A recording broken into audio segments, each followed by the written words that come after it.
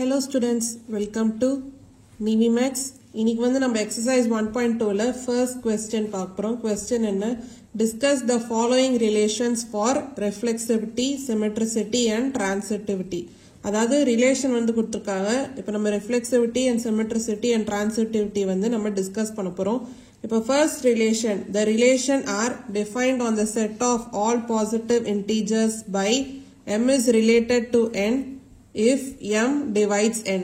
அதாவது இப்போ first சப்டிவிஷன்ல relation வந்து என்ன சொல்லிருக்காங்க, m is related to n if m divides n. இது வந்து on the set of all positive integers. இப்போ ஃபர்ஸ்ட் வந்து நம்ம ரிஃப்ளெக்சிவ் வந்து நம்ம டிஸ்கஸ் பண்ணலாம். So first reflexive. இப்போ ரிஃப்ளெக்சிவ் வந்து எப்படி வரும்னா m is related to m. So இதுதான் வந்து பார்க்கணும். இப்போ m is related to m னா அப்போ வந்து m divides m. m divides m வந்து possible. அதாவது ஒரு நம்பரை அதோட நம்பரால நம்மளால டிவைட் பண்ண முடியும். ஸோ அப்போ வந்து இட் இஸ் ரிஃப்ளெக்சிவ் அப்படின்னு சொல்லலாம். therefore the relation is reflexive. therefore the relation is reflexive. So அடுத்து வந்து நம்ம என்ன டிஸ்கஸ் பண்ணலாம், சிமெட்ரிசிட்டி. அப்போ இந்த ரிலேஷன் வந்து சிமெட்ரிக்கா இல்லையா அப்படின்னு நம்ம பார்க்கலாம். இப்போ சிமெட்ரிசிட்டி வந்து எப்படி வரும்னா, இப்போ m is related to n. அப்போ m வந்து டிவைட்ஸ் n அப்படின்னு நம்மளுக்கு கொடுத்துருக்காங்க. So m divides n. இப்போ ரிவர்ஸ் வந்து பார்க்கணும். அப்போ n வந்து ரிலேட்டட் டு m அப்படின்னு வரும். அப்போ n வந்து m டிவைட் பண்ணுமா இல்லையான்னு செக் பண்ணும். இப்போ சப்போஸ் 4 வந்து 2 ஆல டிவைட் பண்ண முடியும் அப்படின்னு வச்சுக்கோங்க. அதாவது இப்போ 2 வந்து டிவைட்ஸ் 4னா அப்போ 4 ஆல 2 டிவைட் பண்ண முடியுமான்னு கேட்டா முடியாது. அப்போ இது வந்து நாட் பாசிபிள். அதாவது n வந்து does not divide m. So n வந்து m டிவைட் பண்ண முடியாது. அப்ப நம்ம என்ன சொல்லலாம், therefore the relation is not symmetric. இப்போ அடுத்து நம்ம என்ன பார்க்க போறோம், transitivity. So இந்த ரிலேஷன் வந்து டிரான்சிட்டிவா இல்லையான்னு பார்க்கலாம். ஸோ டிரான்சிட்டிவ் வந்து எப்படி வரும்னா, சப்போஸ் இப்போ m is related to n அப்படின்னு வச்சுக்கோங்க and n is related to s அப்படின்னா அப்போ m வந்து related to s அப்படின்னு நம்ம செக் பண்ணும். சப்போஸ் இப்போ 3 வந்து divides 6, அதுக்கப்புறம் 6 divides 12 அப்படின்னு வச்சுக்கோங்க. அதாவது m divides n, அதே மாதிரி n வந்து divides s. அப்போ m வந்து s டிவைட் பண்ண முடியுமா அப்படின்னு நம்ம பார்க்கணும்.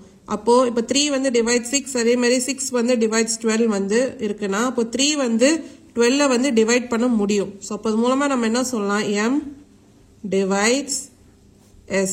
அப்போ m is related to s அப்படின்னு சொல்லலாம். ஸோ அப்போ டிரான்சிட்டிவ் வந்து இங்க ட்ரூவா தான் இருக்கு. அப்போ என்ன சொல்லலாம், therefore the relation is transitive. So வந்து நம்ம ரிஃப்ளெக்சிவா சிமெட்ரிக்கா டிரான்சிட்டிவா டிஸ்கஸ் பண்ண சொல்லியிருந்தாங்க, நம்ம டிஸ்கஸ் பண்ணியாச்சு. ஸோ இதான் வந்து ஃபர்ஸ்ட் சப்டிவிஷனோட சொல்யூஷன். இப்போ நம்ம செகண்ட் சப்டிவிஷன் பார்க்கலாம். என்ன கொடுத்திருக்காங்க, let p denote the set of all straight lines in a plane. The relation are defined by l is related to m if l is perpendicular to m. இப்போ p வந்து என்ன சொல்லியிருக்காங்க, set of all straight lines in a plane அப்படின்னு சொல்லியிருக்காங்க. இப்போ relation வந்து என்ன சொல்லியிருக்காங்க, l is related to m if l is perpendicular to m. So lன்றது ஒரு ஸ்ட்ரெயிட் லைன் அப்படின்னு நம்ம ஃபர்ஸ்ட் எடுத்துக்கலாம். ஸோ இப்போ ஃபர்ஸ்ட் வந்து நம்ம ரிஃப்ளெக்சிவா இல்லையா அப்படின்னு செக் பண்ணலாம். அப்ப என்ன வரும், இப்போ let l be a straight line. அதாவது இந்த செட் ஆஃப் ஆல் ஸ்ட்ரெயிட் லைன்ஸ்ல ஒரு ஸ்ட்ரெயிட் லைன் வந்து நம்ம l அப்படின்னு எடுத்துக்கலாம். So let l be a straight line. இப்போ என்ன வரும், l is related to l. இப்போ l is related to l னா அப்போ l வந்து perpendicular to l அப்படின்னு வருமா அப்படின்னு நம்ம பார்க்கணும். ஆனா l வந்து அதுக்கே வந்து perpendicular இருக்காது. அதாவது l is not perpendicular to itself. அப்போ l வந்து is not related to l. So இது வந்து possible இல்ல. அப்போ நம்ம என்ன சொல்லலாம், therefore the relation is not reflexive. therefore the relation is not reflexive.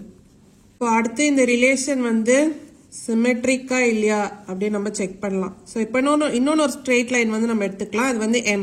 So let m be a straight line. So இப்ப என்ன வரும்? L is related to M. So L is related to M na அது என்ன சொல்றாங்க? L is perpendicular to M.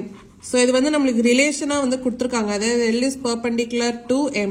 இப்போ நம்ம reverse வந்து யோசிக்கணும். அதாவது இப்போ L is related to M னா அப்போ M வந்து related to L அப்படின்னு பார்க்கணும். M is related to L னா அப்போ என்ன வரணும்?